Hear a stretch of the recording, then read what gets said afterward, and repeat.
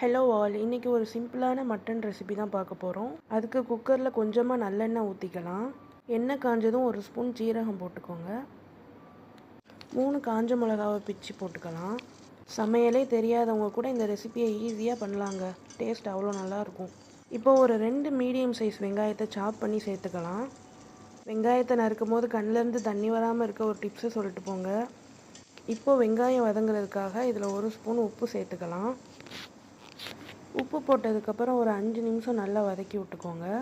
இந்த அளவுக்கு golden brown கலரில் வரணும். இந்த ஸ்டேஜில் தான் நம்ம மட்டன் ஆட் பண்ண போகிறோம்.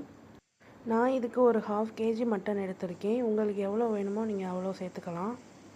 யூஏஇயில் பல நாட்டோட மட்டன் கிடைக்குங்க. ஆனால் நாங்கள் போய் தேடி தேடி வாங்குறது இந்தியன் மட்டன் தான். அதுவே சாப்பிட்டு பழகிடுச்சு. மட்டனில் உங்களுக்கு பிடிச்ச பாட்டு என்னன்னு கமெண்டில் சொல்லுங்கள். இப்போ எல்லாமே சேர்ந்து மிக்ஸ் ஆகிற மாதிரி ஒரு கிண்டிடுவோம்.